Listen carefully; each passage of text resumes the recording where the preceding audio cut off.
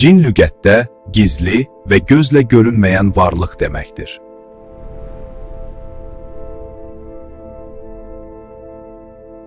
Cin kökündən yaranan bütün sözlər örtünmə və gizliliyə dəlalət edir. Məsələn, cənnət yaşıllıqla örtülmüş və abad bağ deməkdir. Canan, sinədə gizli olan ana bətnində olan uşağa deyilir. Qəlb deməkdir. Cenin. Cin Məcnun ağlını itirənə, Cünneh döyüşçünün öz başını və bədənini qoruduğu qalxana deyilir. Lisanul ərəb lüğəti cin kəlməsi. Mərhum Dexodanın lüğətində cin sözünün altında oxuyuruq. Cin, yəni pəri və div. Cin, yəni pəri, insanın ziddi, mələklər muntəlir lüğəti. Cin, yəni pəri, insanın ziddi, mələklər muntəlir lüğəti. Cin, yəni hissiyat üzlərindən gizli olan hər bir mələk və şeytan əqrəbul məvarid. Cinul leyl, gecənin qaranlığı muntəlir lüğəti. Cin, yəni örtünmək, məsdərdir qrammatika. Fars dilində cin və şeytana həm də pəri, div və əhriman deyirlər.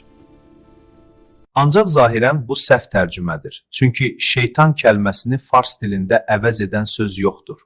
Buna görə tərcümədə gərək ilə şeytan sözü işlədilsin. Bəzi təfsirlərdə bildirilir ki, tək halda cin deyilir, cəm halda isə xalq arasında çox istifadə olan əcinnə deyilir.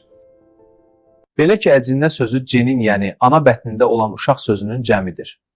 Əslində Tureyhinin Məcməül Bəhreyn lüğətində gəldiyi kimi cin sözünün cəmi cinnədir. Əqrəbul Məvarid kitabında gəlir ki, cin sözünün cəmi can kəlməsidir. Amma Məcməül Bəhreyn və Kəşşaf kitablarında deyilir ki, can cinin babasıdır.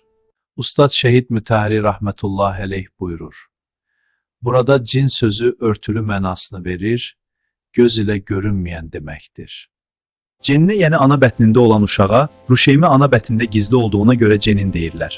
Ərəblər bağa, çoxlu ağacları ilə fəzanı örtdüyünə görə cənnət deyirlər. Qalxana da ona görə cünnə deyirlər ki, döyüşçü onun vasitəsilə özünü düşmənin zərbələrindən gizlədir. Şəhid Mütəhhiri Quranla tanışlıq 9-cu cild səhifə 183.